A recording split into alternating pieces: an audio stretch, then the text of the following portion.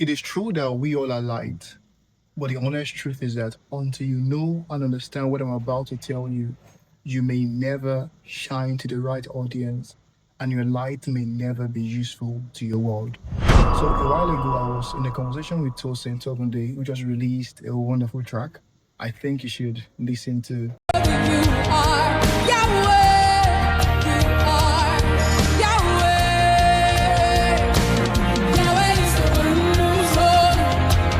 Yahweh is the one who's worthy. You are Yahweh. You are Yahweh. Yahweh is the one who's holy. Yeah, yeah, yeah, yeah. Yahweh is the one who's you are, you are. Yahweh. You are, you are. Oh, Yahweh is the one who's holy. Yeah, Yahweh is the one who's holy.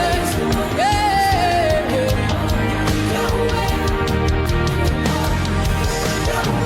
oh, Yahweh is the one who's holy. And we got talking, and our conversations led to Matthew chapter 5. And when scriptures began to teach on us being the light of the world, not being salt of the earth. But here is one fundamental truth that many believers miss. We don't seem to pick this. I just don't know why. The Bible tells us that we're the light of the world and we are salt. Light gives direction, light gives illumination, light gives visibility. And salt preserves and gives taste and all. Wonderful. So far we know that as believers, we are meant to give direction to the world. We know we are meant to give visibility, to the things of God and give visibility to Christ. And we're meant to shine, right? The Bible tells us that we are that city set on a hill that we can not be hidden, right? You know that. But here is something very important. The Bible goes on to say that just like a candle or a lamp is placed upon a stand, so that because it is on a stand, it will then give light to all. Follow me.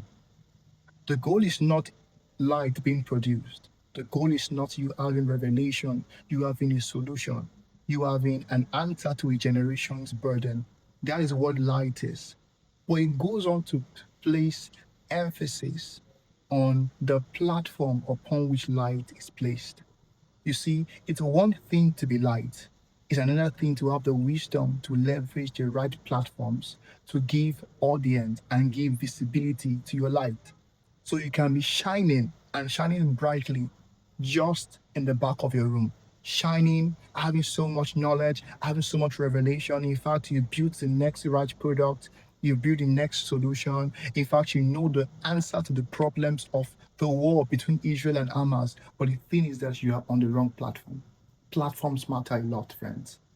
It's going to tell us that, you see, that just as a city set on a hill, keyword here is the hill. And here we're talking about leverage. It means that your simple input can become 1,000-fold if you are only placed on the right platforms. Now, the thing is this: if you can do video content, you can do voiceover. If you can't do voiceover, you can write. If you can't write long blog posts, you can write short codes. The thing is that you must be doing something leveraging the right platforms. You could go into podcasting, you could go into YouTubing. Now we're speaking about social media as a platform, social media as leverage for shining. Those are you that say social media is negative, social media is, has so much negative influence on people's lives. Now hear this. How about this? How about leveraging, these platforms as a leverage? See, it's so beautiful that Christ also practiced this thing I'm teaching you today. The Bible tells us that Christ would go to the synagogue to preach. Why didn't he preach randomly on the street? Why didn't he do that? Why wasn't that his primary method of influencing the culture? Why the synagogue? Think about it. The synagogue is where the scribes and the Pharisees, these were key thought leaders of the generation. These were key thought leaders of the time. He could speak to their heart and send these new ideas, new concepts. This is the place where a large mass of people would gather day in, day out. He would also organize mass crusades where he could reach many at once, one to many platforms, one to many platforms, one to speaking to the right thought leaders, speaking to key stakeholders in any systems. The platforms matter if you would shine as light. This even applies to your place of work. Who are you speaking to? You need to be close to those who are in authority to be able to effect change. You need to be close. Nehemiah could speak for the people of God. Why? He was closer to the person who could make the decisions. Look at Daniel. People who would effect change, remarkable change for a generation, for a territory, need to be positioned in the right places.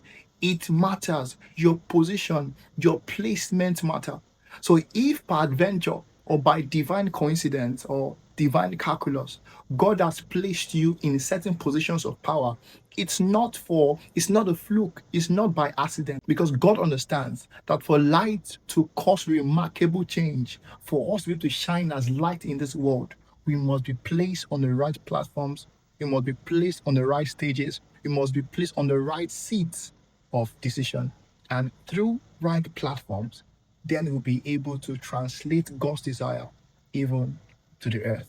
Then we're able to influence culture, influence nations, make the billions, and at the end of the day, shine for God. But the platforms you see don't matter. Never trivialize platforms. They really do matter in kingdom advance. Keep shining, keep repping, right platform. Don't sleep on these guys. Don't sleep on these guys. Cheers and see you in the next one. Platforms.